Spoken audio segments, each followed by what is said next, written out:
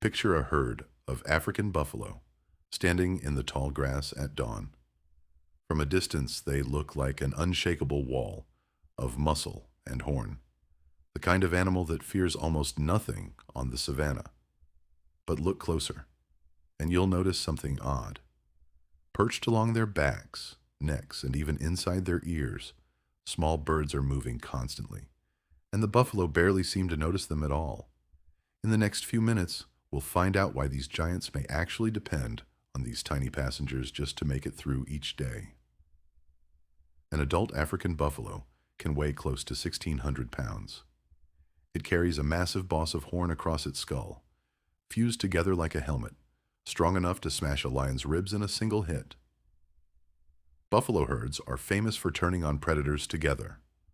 When a lion pride attacks a calf, the adults have been filmed charging back as a group, driving the lions off, and sometimes even killing one. Few animals on the continent will pick a fight with a buffalo on purpose. And yet, all that raw power does nothing against an enemy far smaller than a fingertip. Ticks. Dozens of them, burrowing into the buffalo's hide, especially around the ears, eyes, and underbelly, places the animal's own tongue and hooves can't reach. Then there are the open wounds. Cuts from thorns, scrapes from horn fights, sores from biting flies. Left alone, these wounds can become infected, weakening even an animal this large over time. This is where the birds come in.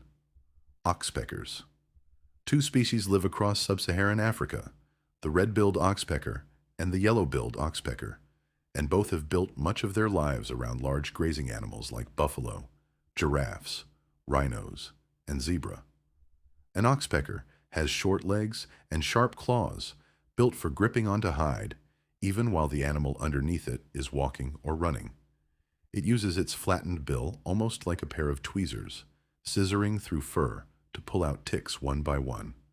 A single oxpecker can eat over 100 ticks in a day. Multiply that across a flock working one herd, and the reduction in parasites is enormous. For a long time, biologists described this as one of nature's cleanest examples of mutualism, a picture-perfect partnership where the bird gets an easy meal and the buffalo gets relief from parasites. It's still described that way in a lot of nature documentaries, but field research has complicated the picture. In the late 1990s, a study by biologist Paul Weeks observed oxpeckers on cattle in Zimbabwe and found the birds spent much of their time pecking directly at open wounds rather than removing ticks, and in some cases kept the wounds from healing by continuing to feed on them. Oxpeckers drink blood. It turns out ticks that have already fed a rich blood meal on their own, and a fresh wound offers blood without the work of pulling out a parasite first. So the relationship isn't as one-sided in the buffalo's favor as it first appears. It may sit somewhere between a mutual partnership and a small, tolerated cost. Still, the buffalo doesn't try to shake the birds off. And there's a second reason for that, one that has nothing to do with parasites. Oxpeckers are loud.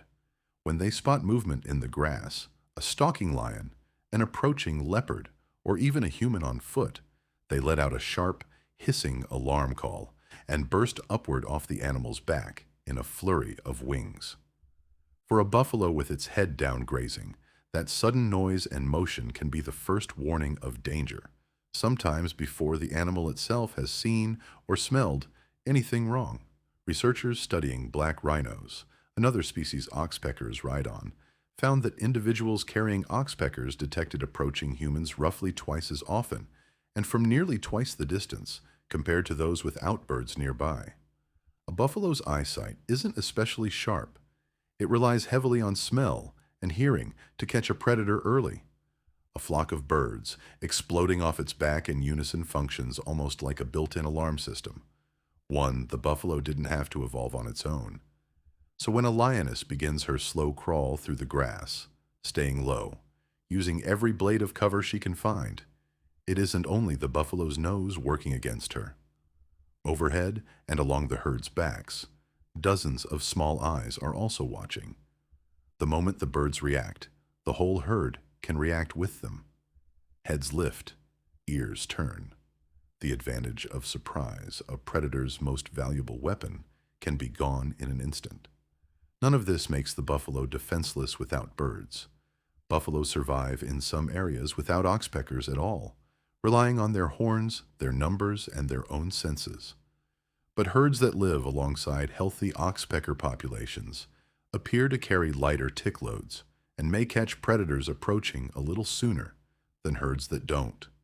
There's no contract between them, no memory of favors owed. The oxpecker isn't loyal to any one buffalo, and it will happily ride a rhino, a giraffe, or a zebra instead, wherever the pickings are better that day. The buffalo doesn't call the birds over or wait for them. It's a relationship built on convenience, repeated so often across the grasslands that it's shaped how both animals live. One species gets an easier way to feed. The other gets fewer parasites, faster healing in some cases, slower in others, and an extra set of eyes watching the grass for danger it can't always see coming itself. In the end, even the largest animals on the savanna don't survive purely on strength.